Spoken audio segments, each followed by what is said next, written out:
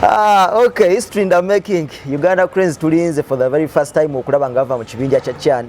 Because twaddenga tukyogera yemu ku mawanga gakyasinze okubanga participating mu mpaka zino. Naye ng'ekyatuleme kiri kimu akuba ntuva mu kibinja Tanzania azze na kimaking ne Kenya ndowooza.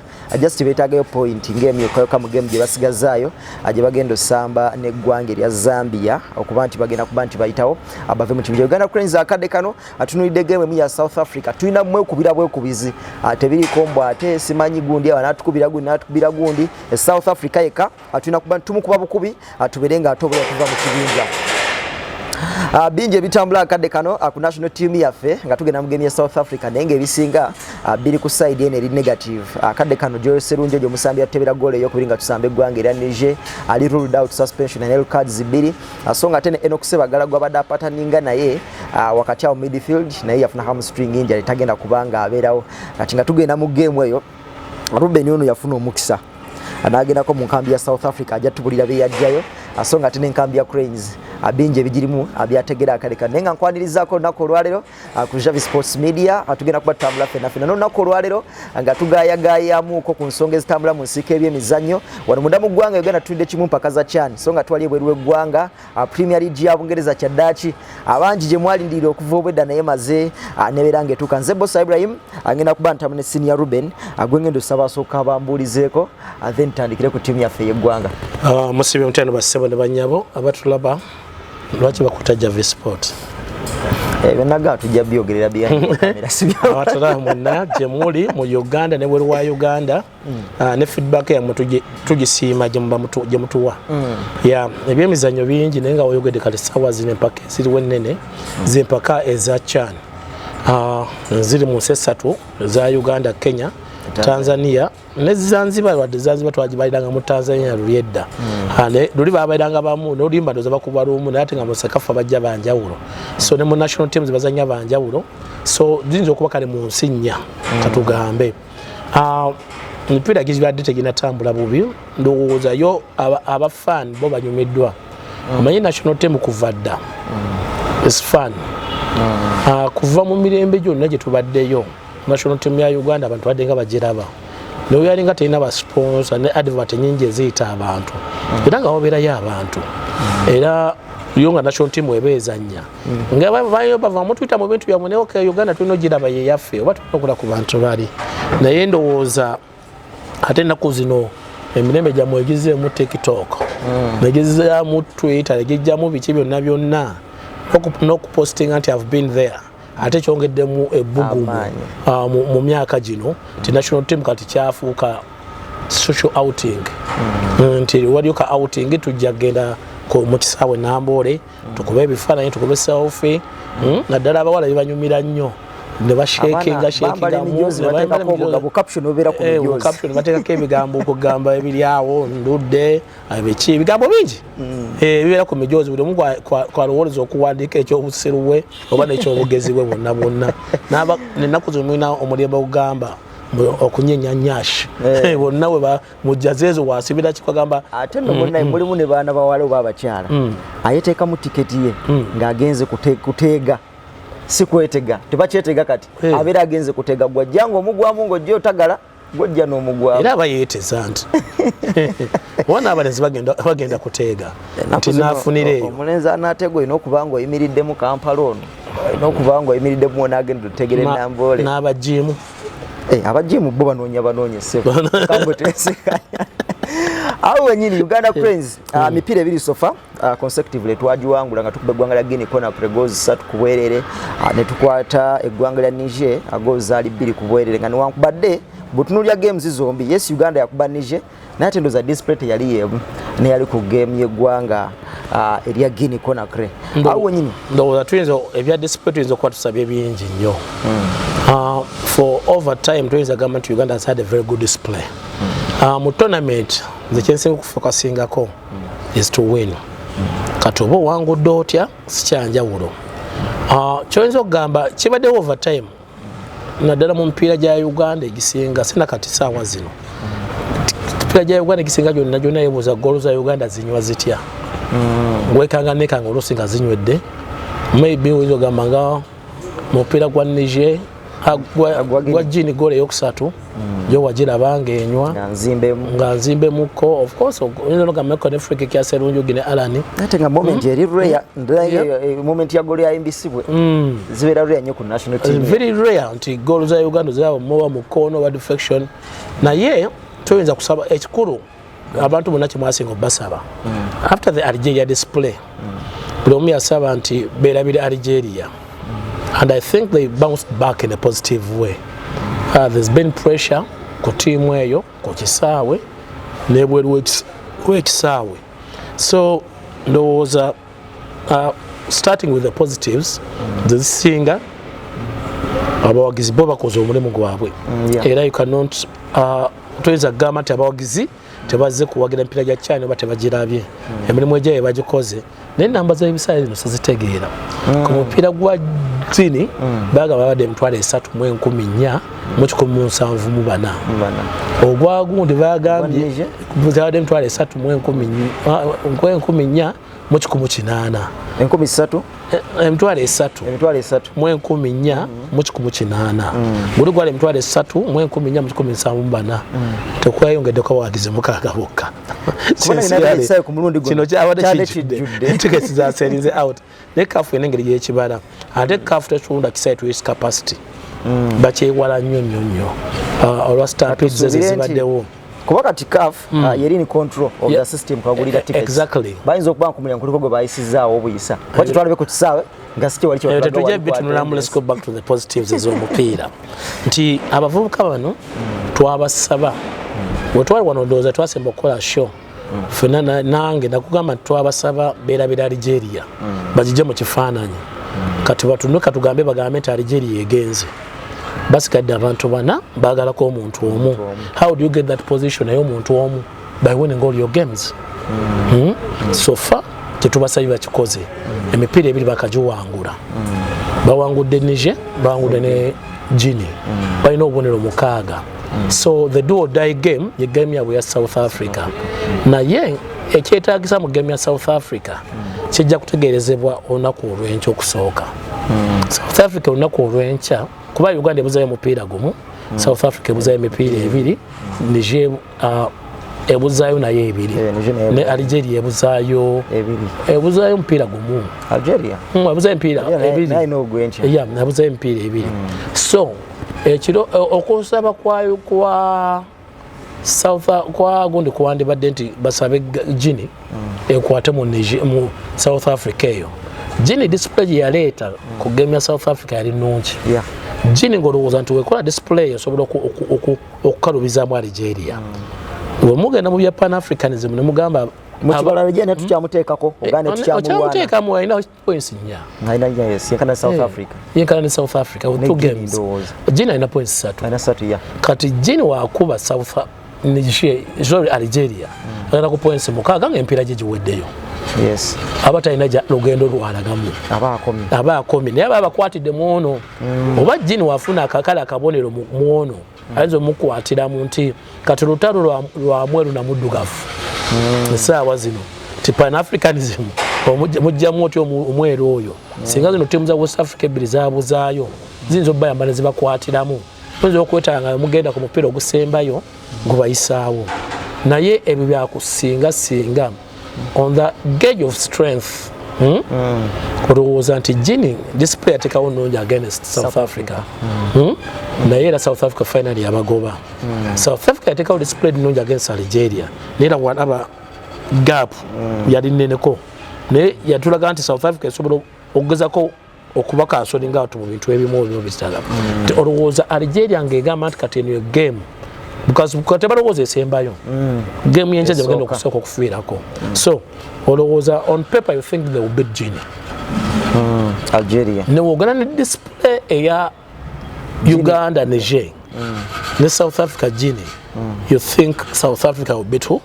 Niger kiba kitegeeza Nigeria begeze kubonera omeka 7 South Africa naye begeze kubonera omeka 7 Uganda ebakubonera 6 singa Gini akola draw Algeria bageze kubonera 5 kabe kasinga ne South Africa nakola draw South Africa bageze kubonera 5 Uganda bano obonero mukaga mpira everything can happen. Sudan yakubye Nigeria golo nya. Abale mu lutalo expected it. Kati ngolo za Uganda mpira gwa basemba kusamba ne South Africa. Chegamenti match will depend ku game ya Friday what result is needed. Alwaro ntegezeddwa nti bazanye friend lawo mpira gw'okwegezamu nabana ali batadira kuzanya ne team ya NEC. Uganda negoba goal 3-2. Kyenyezo kupekinga mpira ogwo. Again Uganda has conceded 2 goals. They conceding against Guinea, they kept a clean sheet. Even against Niger. Niger they were conceding. This time they've conceded. Kati oyogedde wano kukola build up. Nti Uganda ina abantu abali doubtful. Ekisoka ekiri clear Sserunjoji is out. Yes. Ekintu ekyokubiri. Ssebaggala just come string. Kati olwayo tabaddemu ne mutraining tabaddemu. Lero lwakuna ku lwokutaano lwa mukaaga Sunday 3 days will they have recovered okujja okuzanya omupiira ogwo. Oba you'd rather not go with an injured person otekemu omuntu omulamu. The person yandikavalinzeewo young man abadde naye an hamstring abadde mulwadde newabanga ate nayambala nakuwaba ayambaddeko fitness levels ze taziyinza kuba up to the mic starting kati option oba gyoba olina obanga atunula nti olina Elvis Ngondwe olina Watambala has been hard working nekye bakitegeeza olina mu central midfield abasajja ba left aba Uganda has been playing a double pivot. Yes. Tekitegeeza olina aba left babiri abantu ba left bonna obuzibu bwabwe buli ku side yabwe ya ddyo. Lwaki kibeera bwe kityo ng'osoba n'aba right ababiri mu position emu. Aba right Katonda yabakola nga basobola okubalansinga amagulu gano. Naye aba left bwabo wa left abanga mulema. Okyogeranga gwe wa left nawe kasita kirungi oli wa left. Ku side eno ya ddyo wabeerawo proper total imbalance. Nti webapawundinga nnyo eno overload muba tujja kozesa nnyo basobola okuexpose ku side eyo. Kati ekintu ekirogamba nti twalaba team ya South Africa. They have experienced players in the middle. Yes. And they are going to play a Ugandan side gye bamanyi obulungi kati over and over. They know their strength and their weaknesses. Uganda amaanyi ku Niger nekye amaanyi ga Uganda galabika nti nga twali tusaba Alan agenda mu side ya right tempera gisenge byonna giva mu side ya right gyaba kozeseza ebizibu bye byonna oba mukali mu wide areas. So olowooza they will try to bombard those areas. Kati wotunula ekintu ekirala kiri nti waliwo abantu abambuuziza ku Jude lwaki abeera mu kisaawe.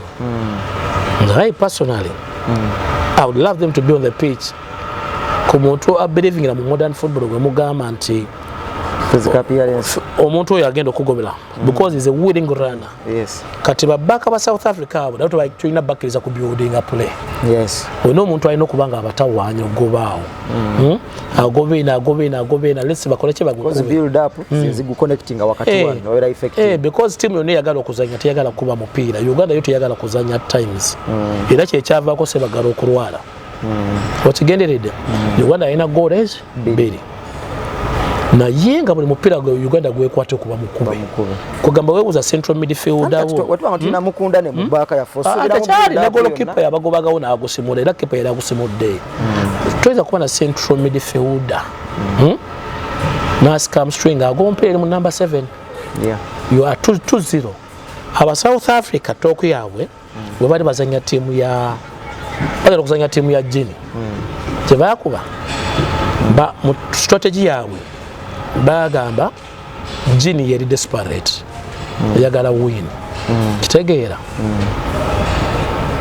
yali Guinea wali basamba Guinea basamba Guinea bagamba Guinea kati Guinea era kusobola kutuula mabega kuba ina points 3 go get a goal era South Africa ne building ne flat goal after the goal ne bagamba kati mubaleke babere n'omupiira because tabana kiba defending and they have to come to you mukozesa spaces ezo mu mbere yogezesa baleke take a risk kwa mpira gwa risk baba tebulamu equalizer negubera 1-1 jiri nejja ngera bange basobola ngakiganga 5 nga second half yakatandika ne babaleka ne babira n'omupiira bagamba leave them have the ball ne babeera n'omupiira ne bajja gye bali bonna ne babakwataka ne bagubba ne bakola build up emu 2 ne bakuba mu channels na tiimu yonna etambudde ku side ya left ne babateeba omupiira era ndowooza alaba ne goal ekusatu gye baali babateebye Doli we yakola era counter attack n'akatinga back aguteeka awo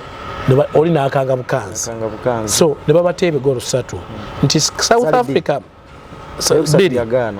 South Africa ena character eyo esobola okugamba leka omuntu abeere n'omupiira balina game reading win it back no balina ability esobola keeping a spaces keeping a discipline abiki kakati Uganda kyalina okukola ku tiimu ya Niger baleke babeere n'omupiira bakubye penalty esooka Uganda survived the penalty omupiira ogwo Torachi yali omuntu teyali achai yali Torachi mpira gulo yakuba yali omuntu but you didn't say VAR or what Lady Lux my don Uganda side ne achai yachai yatwane ku VAR referee yasonga nawo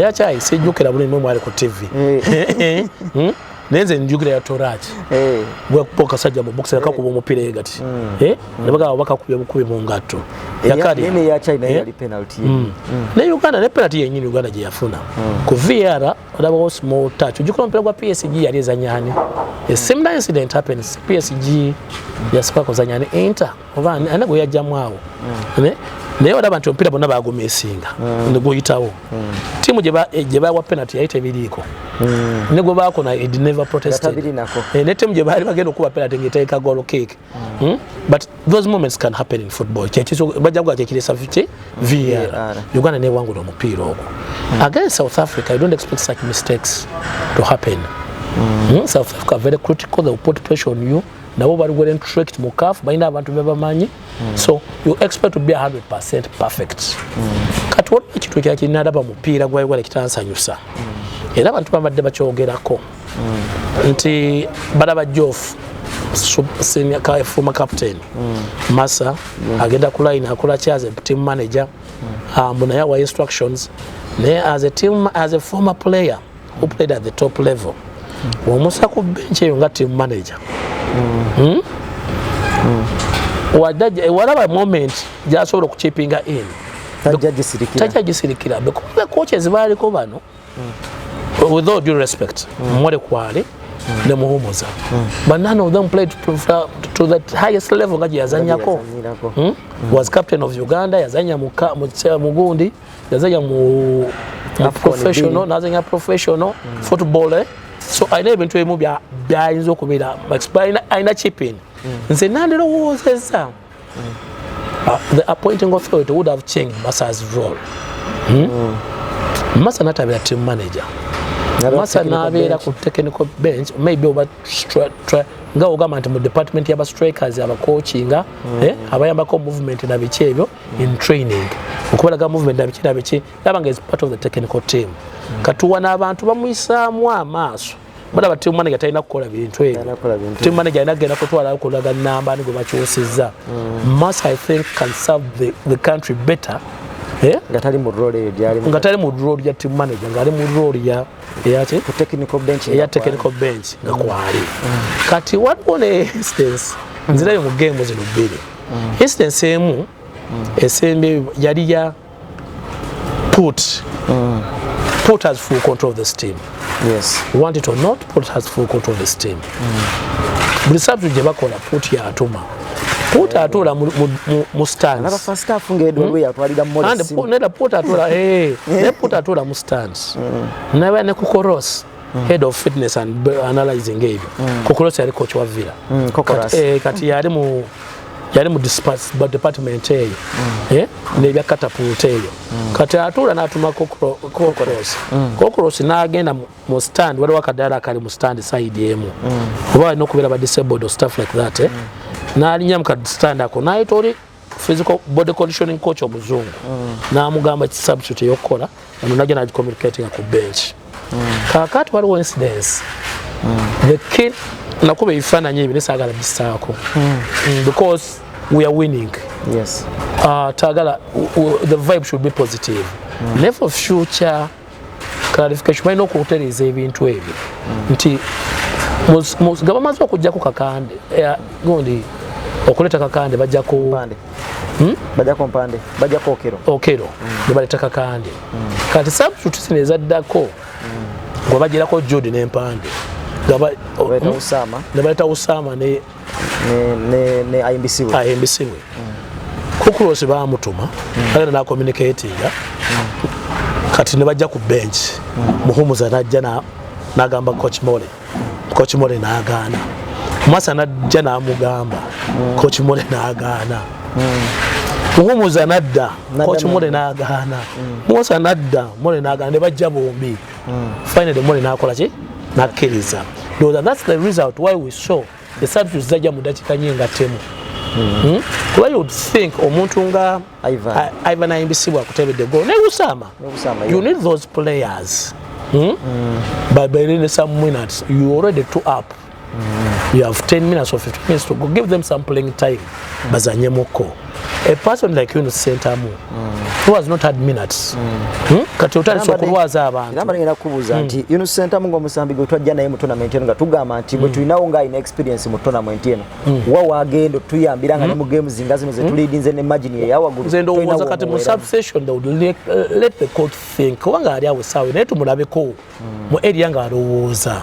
Yes, it's a technical team, they work together. Era oli akugamba n'akola ki naye technical teams endabe technical team katola technical team ya Algeria they have a video analyst atule no waguru dala kati niwe bali bagikuba penalty ojuka Algeria penalty je bajimba was it against Uganda bajimba penalty against South Africa coach wa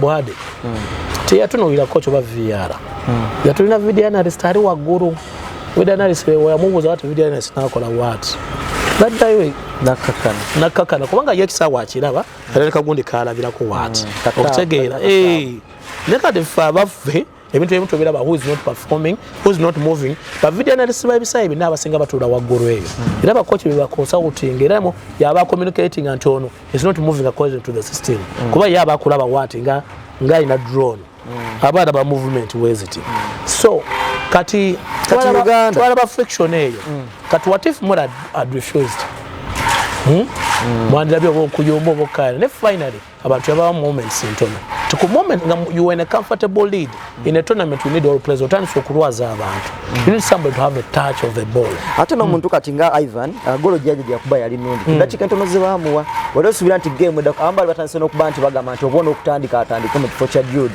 because golo gyateba dakika sami ntono golo yali nungi obole omuntu yandiroza nti andatandika naye Uganda kino kitutekawo kuba nti ina national team coach nga Poputi nga ye nibasala bagandika ba pointing abantu babiri atina atabawa powers no authority ku team no because no training session izo nazo nezibaddengawo tumulabye nga yabera yeri he is a supervisor olaba team ezimu Kenya ye Makafe took charge ya coaching as team ya coaching na bano kubanga era half of the team bonna bava mu national team the national team ya Uganda half of that team basamba mu local league naye nze kulwange nze kyendowooza nze kuno nkyogera kulowooza kwange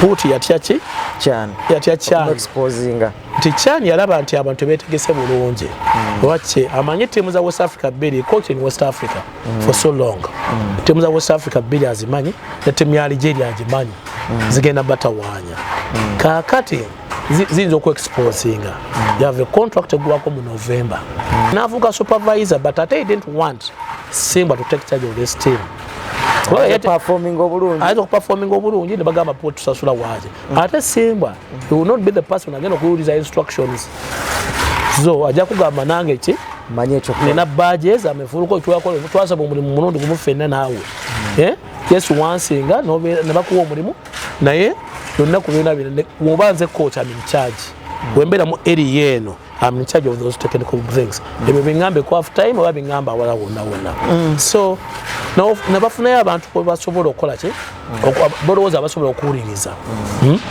kati Mole has been mu setup ya the national team under 20 yali mu World Cup era tolachi yali captain that's why I think it was easy kumufula captain match as sakiriza ne Gavin ku very kwanda 20 yali naye etange captain okutegera yali naye so olowooza nti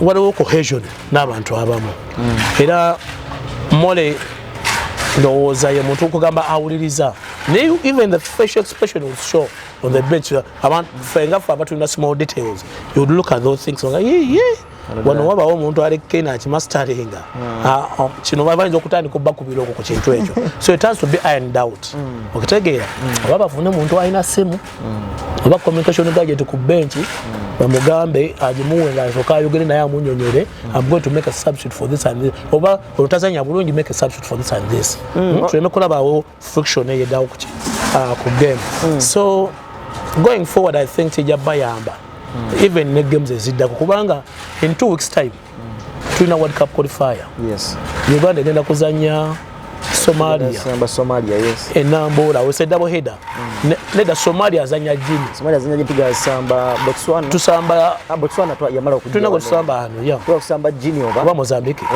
one of the two I think tusamba Mozambique wano jini esamba Somalia it's a double header kuliyonga 5 September so balino kwayaninga ebintu ebimangu nnyo out kubanga olowooza tebajja kulowooza nnyo kuyita abantu beebweru bangi nnyo kuba bano kibalazeeko they've shown they can play ate wotunulira mu tiimu yaabwe torai badde baneminga nga torai kinga kwali badde mu national team Achai will be maybe the new entrant Gavin is always there Alan Okero is there Watambala Jude Semugabe so olowooza eri balowooza kuba Omedi Kiwanuka olowooze Maato then bano Bevis Mugabe Bevis ne Kabodorosi maybe ne goalkeepers abatali bawe so it's a good preparation for the World Cup qualifiers going forward mu game ya South Africa olina wotugambidde tuyinza okulaba ku kifaananyi nga midfield egenda kyuka either okuba ne Watambala ne Elvis Ngonde ne bakuba double pivot yeno ekigenda tu affectinga kutetera kujjayo Alan Okero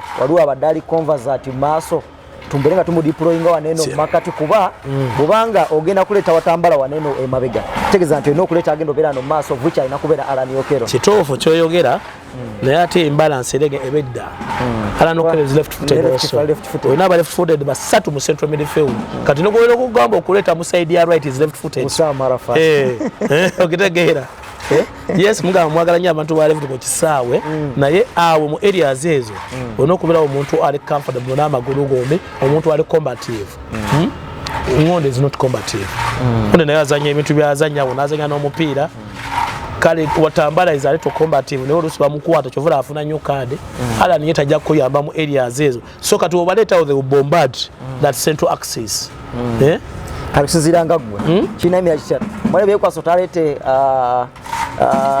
kakande kuba twamala kuvira season ewedde ng'amuleta n'amusambisa wakati yawo era netakola off the ball ate you would rather play Jude ku side eri one of the flanks kale wowoza kuleta Alan Makate Jude nomuzaya ku flanks ati notandisa forward omulala wali oba kinzo kyusa mu system ne tulabanga tusamba 4-4-2 because you would rather go for 4-4-2 there's so many things that can happen between now tuzo okwesanga nga tugamba gundi asobola okujjoba n'azanyewo through pain barrier a young man wa Enoch okwesanga young man nga naye kati oba asobola okujogingamu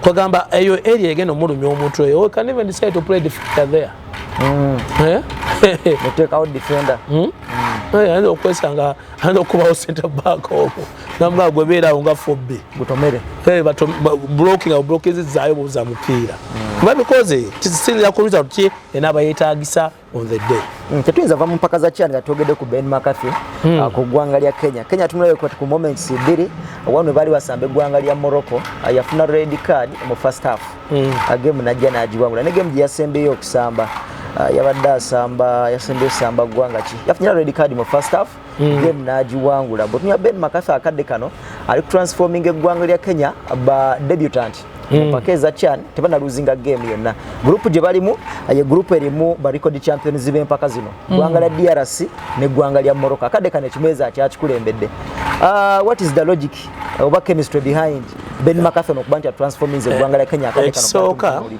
Ben McCarthy commands the respect abantu ba generation eno kiringanga kati aba generation eddo bagamba Samsi abali kati bagamba Samsi bali wa mtaana Jackson Maya tebamulaba with Ben McCarthy all the Kenyans can relate what he can do bamulanga azanya mu Porto ne bamulaba nga azanya Scotland ne bamulaba nga azanya Blackburn Rovers ne bamulanga azanya Scotland by the way, by the Scotland, they were good friends with Obua. So, and Ben McCarthy, is not bullied. Katinemu coach roles. Omuntu yakava mu Manchester United, the team jadebala ku TV. Omuntu wafuna wamutela ku bench ya Manchester United. So they would highly respect him. Nicha bagamba is tried and tested atabi baddemu. So it commands a lot of respect.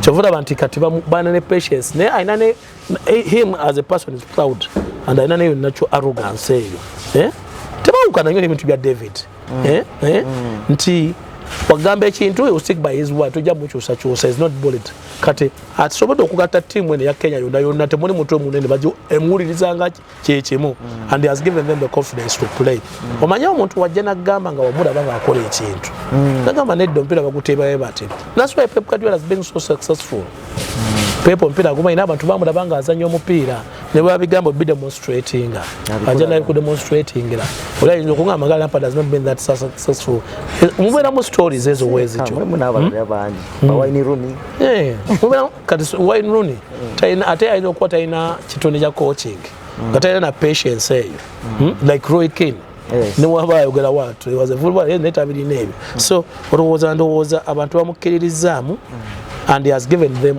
a new breath jebatabadde nayo kumala ebbanga away from Chan Premier League ya Uingereza egenda kubanga etandika Liverpool ayegenda okubanga egulawo abantu babudde ne bogere bigambo ku team ya Liverpool anga bakuba touch game ya Sambe ne Crystal Palace mu Community Shield anga bagamba nti Arne Slot yo nayinza okubanga is not a tournament coach nga ayinza okuba kale yoli asobola okubatisa ne tournament cause bakubye touch ne bagamba season ewedenga ava mu kikopo cha FA Plymouth ya mujjamu PSG yalitanaterera by then ne mujja mu Champions League Newcastle tournament ayo talking of tournament inga ya FA tournament inga za FA bawa abavubuka abato chance ne batagikozesa ne bagiyiwa and tournament eyo bonna zivaamu wogendera kuba wagizi ba Liverpool to them they didn't want too much distraction sendi wale ukocha janga yakakojivaamu ne wala where his priority lied team FA era yakosanga abantu batono muchi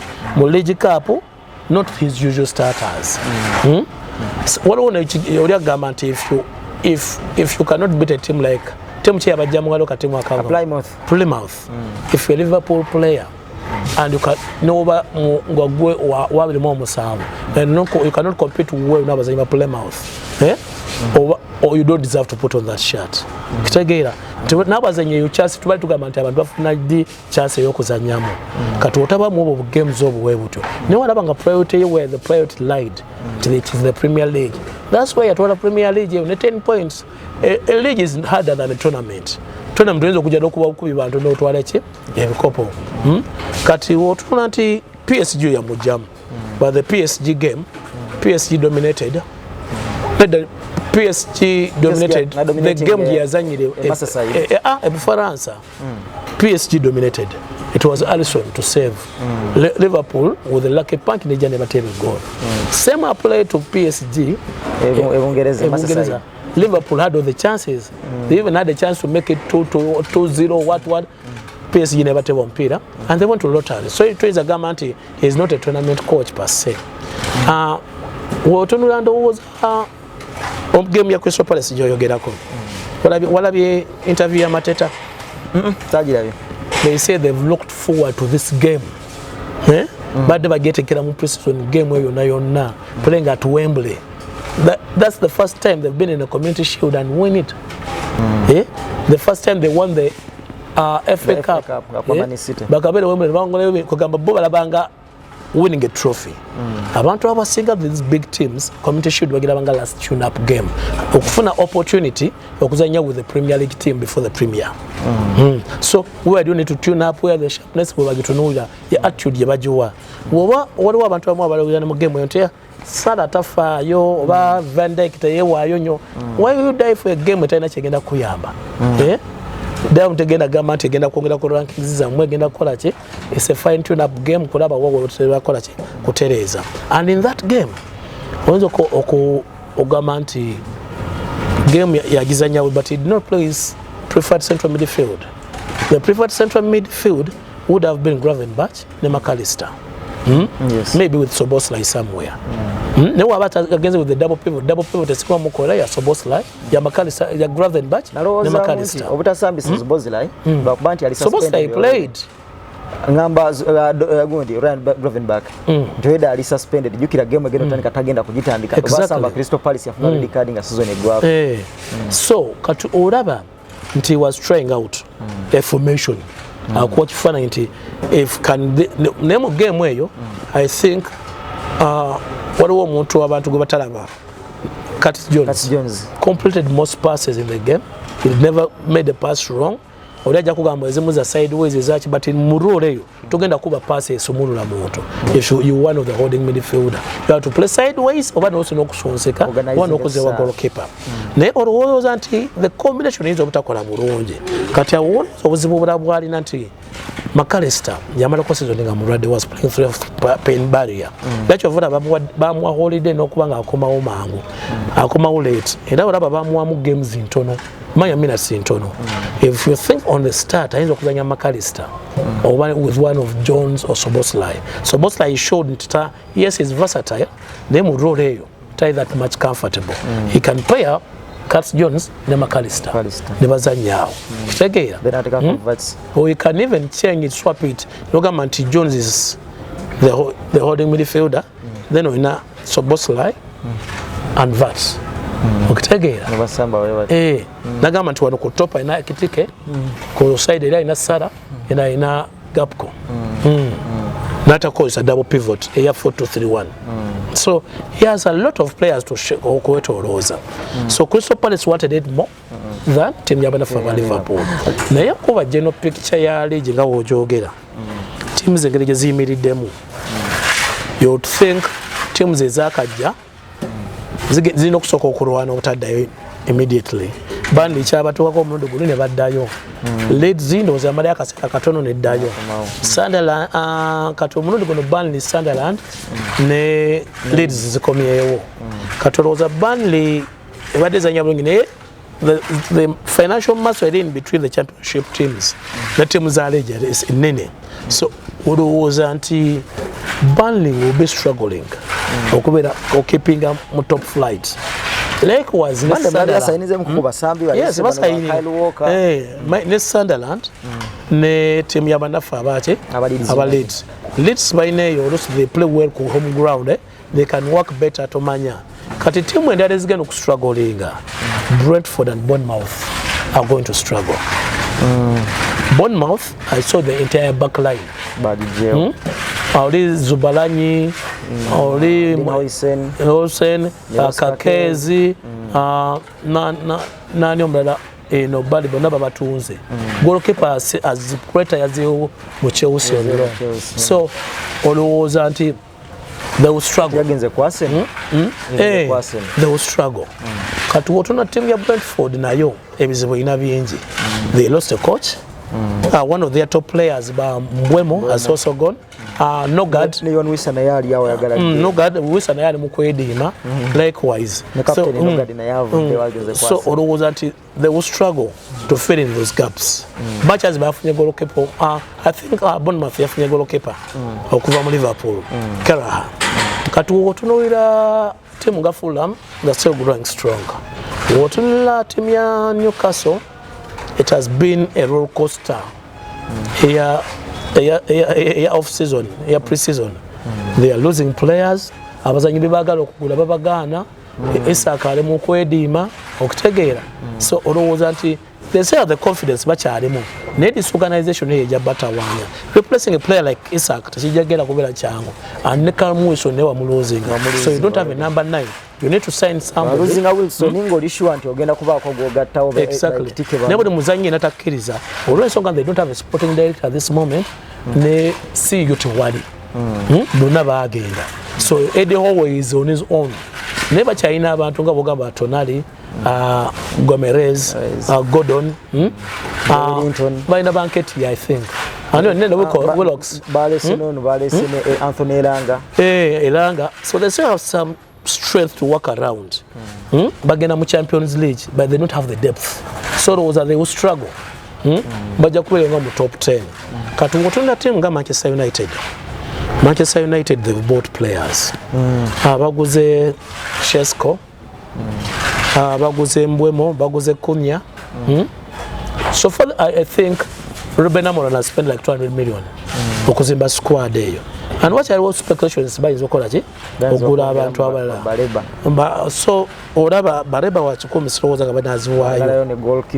Goalkeeper because gontagenda kutandika season. Onana. Achali mulwadde. So olowooza nti they will perform far better than they did. So you expect them to be in the top 8 teams. Because the system we play variety three at the back. But Ruben Amorim would have spent a season that his players are mastering that. Bagizanyo una yabade mu pre-season. It is not new nga yajiba kanyugako. So they have things to work around. Ebijo kuba bitono, but they have a better performance. Team nga Wolves also disobira with the struggle after losing players. Tottenham Hotspur tugirabye abalina omutereso omulungi, but that's in ebintu ebyokukola bingi bagenza mu Champions League, yes. But the team are losing one of their iconic players, Son. Yagenza mu America. And Madison is not starting the season. Kuleveski achali mulwadde. There's a battle between Komusomesa ne Bezuma. So bakyali mu work in progress. So to basubira kubera nakulaze mu game ya PSG ya Sepalhinia Matassa namgatako ne Benta. Katu otunula wano, you think team nga Aston Villa teruzinze nnyo bantu. And they are still in talks okola nga bazanya bakomya wa Alcantara. Yani Alcaraz. Nga bamusayininga. They might lose one or two players. The core of the team yonna bagirina. Katu otunula mu top 4. Sirowooza bigenda kukyuka nnyo. The team to beat is going to be Liverpool. Liverpool yatola season ewedde ne points 10. Liverpool has improved in signing Zekoze. They bought the best left back in our Premier League. They bought the best right back in the Bundesliga. They bought Vitz, one of the best kids in Europe.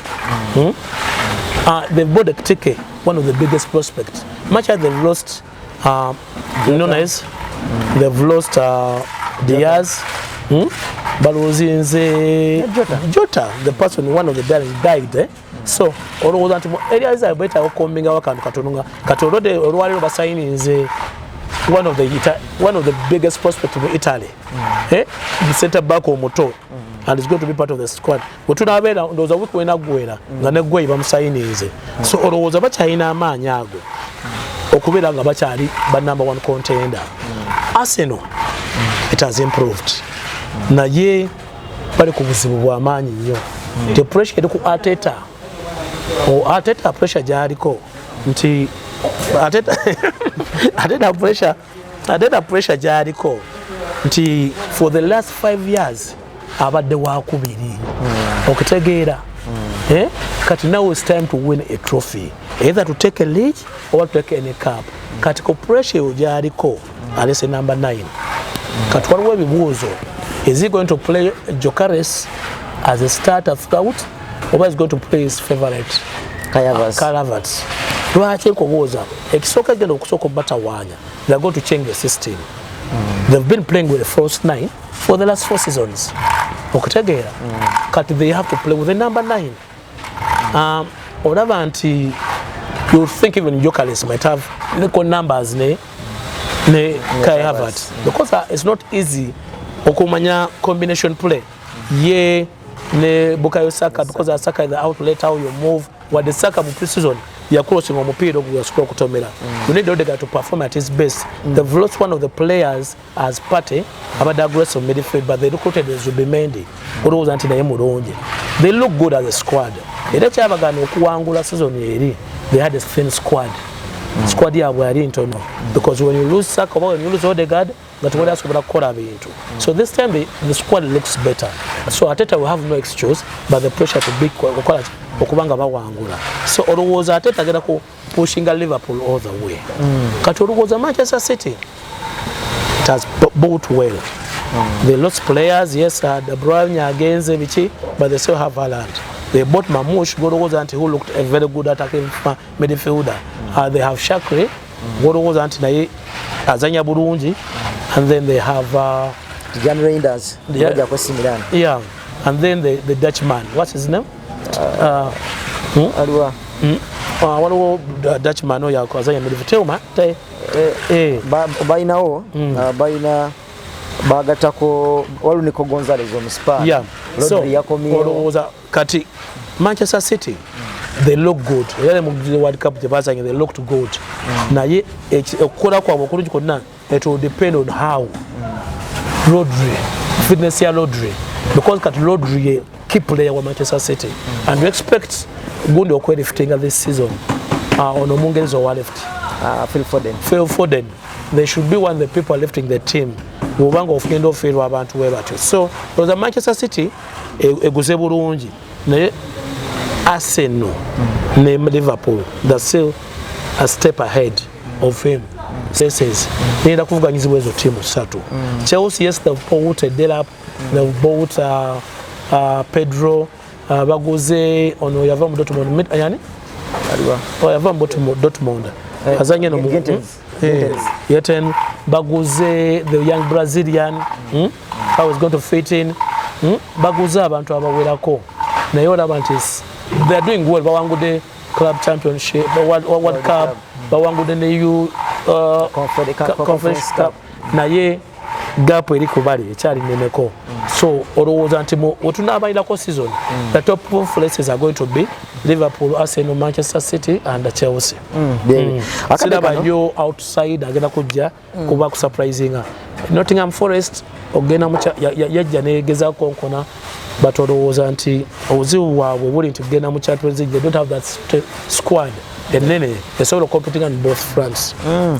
Going forward emu kugema ezisookawo mu weekend eno game ya Arsenal ne Man. Abagizi ba team ya Man U na Arsenal abutwali mu transfer ndozo okuva omwaka guno gwatandika mwezi gwa January waliwo emboozi za Gyökeres ogenda ku Man U eno nga bagamba Sesko yalina okujja ku Arsenal ebintu bigenzo kyuka nga yali alina okugenda eno yagenze aba Man U n'Arsenal balina ebibuuzo byonna buli mungu abuuza ku Man U ne Arsenal ani yafunye mu Man U okuleeta Sesko Arsenal ngereese Gyökeres. Sesko is a very good player 22 years and promising.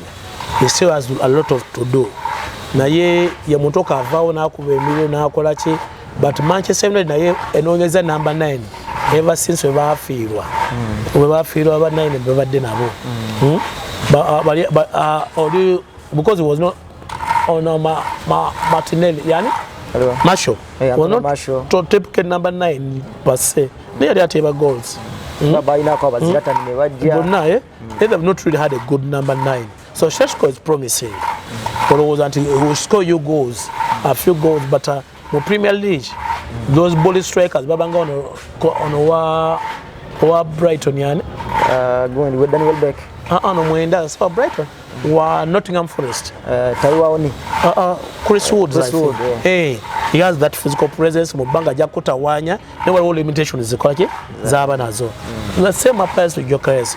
Gyökeres has not scored signinze a Van Persie kind of player signinze a Giroud kind of player so olowooza nti goals will come in mu areas ezokuba enyondo biki bonna bafunye number 9 asobola basaliza line because oli omuvubuka omuto bwebasayininga owa Manchester United Hojland akyali muto is 21 still learning his trade neka tuwabeera wone competition eba pushing okay you have a 21 and 23 Joshua Jackson naye ali awo neka tulowooza n'omupiira abaguleeta ku mulundi guno if you have Mbwemo and Konya nga bakuleetera omupiira ogattako ne kano ka Amanda obiki olowooza bajja kutawanya obuzibu bwa Manchester United gambye bujja kubeera mu central midfield okay there is Bruno Fernandes ne wana Ugarte is kind of slow they are kind of slow So olowooza maybe mu areas ne mu wing back positions bana bagenda kubanga bali tompira ku mpira gwa Sunday they will cancel themselves. It is too hard to call. What in the Manchester United gitwala gita chiyege season ewedde. Manchester United yabonya team enene zonna. Almost yazijjako points. Era ompira gwa guvira gwa kufuna kona guli ko Trafford, the vibe is high. So olowooza nti ompira gwenda bamu timu zombi okuteeba. Kugamba omuntu mwebelebe mwa tips zamu. You think it's a game jogama at both teams will score? Ompira gwoga guja kugula over 2.5. Naye wobo ngamba nonteka ku line ngamba ni goroza joko wangula. I think Arsenal has a slight edge okuva ku Manchester United. Awo nyini nga tunatera kubanga tumaliriza. Team ya Arsenal genze neyogera n'ogamba nti bana depth mu squad yabo omulundi guno mwagiza team ya Arsenal yebuza akadde kano Arsenal line up tujja ino okubanga jjayo nga asamba team ya Man because tujja kwebuza ateta agenda kuleta template yakoseza nga asamba Bilbao. Line up si anjawulo n'akatono. You know the players. Omanyi mu center back Saliba ne Gyökeres. Ku left back Gyökeres. Eri mu right back because wali yatandisizaawo yabadde Kalafiori. Mu right back ajja kuzanya Timber oba Ben White. Well, it basically opponent gwagenda okuzanya. Okitegeera mu midfield Zubimendi is not a substitute player. Tweza gula muzanyi Spanish international of course the Clan Rice abo babiri Odegaard basatu Bukayo Saka eno ku side oyogama Martinelli ku top yoza kuzanyisa Gyökeres tokiroza mu konti newe kintu kyakyuseemuko olaba gondi yakomyewo Kayavats physically yatibe golo jatatera kuteeba bakubye omupiira over the top n'agugoba nagenda bwe inako ompira goals those are not his kind of goals empira yijibira mu box nakutapinga in so olowooza nti alina kyakyusizaamu ennyo sirowoozamu so many changes ateta we yali asayininga Kayavats yagamba aleese omusambi agenda omuyamba mu roles 5 nga yomu ng'amulaba nga midfielder agamba eri ggwanga lya Germany ne Gozman amanyi omusambisa nga defender olumu aso omusambisa nga winga ku side ya left eno ne ku side ya right tosubira nti ayinza osalawo n'agamba nti katandise Kayavats mu side eno Martinelli gy'alina osamba amuteekeko wali eri Kayavats yakakomawo Martinelli will start ahead of him. Martinelli has pace. He's one of the outlets kataba abazanya bawa wing backs weba kuompira mu channel mu space you use the space speed here Martinelli has the space Martinelli anzo kubata kutebera but is an outlet they have two outlets Martinelli and Bukayo Saka so ne back na yeba hitarikira ate abo abazanya wing backs sai basobola kubera expose tolowooza new changes zamanyi nnyo of course kati Manchester United yobuza nti Sesko I think might start oba inzo kutatandika engeri oba yakamuleta obulesi but you think Mboma Kunya will start ngati mwabadagizanyisa eri mu pre-season so olowooza it's going to be a good game of football team zombi zijja kweteeba we shall see goals kale kyekyo Premier League egenda tandika ne team ya Liverpool ng'esamba team ya Bournemouth gwa lunaku lwakutaano so nga tujja kula team ya Aston Villa ng'asamba Newcastle ku Lwomukaga ale kick off saa 8 then tujja kula ku saa 10 Brighton ng'asamba team ya Fulham ku saa Sunderland ng'asamba team ya West Ham United Tottenham ajja kujja ku 11 ng'asamba team ya Burnley so nga Wolverhampton Wanderers ajja samba team ya Man City then ku lunaku lwe Sunday Chelsea ajja ng'asamba Crystal Palace tulabe team ya Nottingham ng'asamba Brentford Man U lukasamba team ya Arsenal then ku Monday Leeds United ng'asamba team ya Everton bane mugatukiza tuberenga tukuma commande nga ogambe commande era nga batatukiriza ndoza link ya ticket kati bagitaddeko mugende mugule tickets tebazitunda ku mulyango eza Uganda South Africa nafuna obuzibu bunyi abantu bankubira amasimu mange ticket ngiza jijja wangiza jigulawa try to buy early kubanko lunaku olusembayo traffic abeera mungi eba network za Uganda mubimanyi make sure by Sunday ona ticket yo link already bagitaddeko ticket za mitwalo gumu mitwalo 3 ne mitwalo 5 kale kyekyo bane mugatukiza tuberenga tukoma wano mbadde Bossa Ibrahim nkoze ne senior Ruben Liyombo songa ate producer Africa David abaddewo okulanga kimu kikutuukako atujja kuba tukwatagana mu program eziddako mbere bulungi mwerako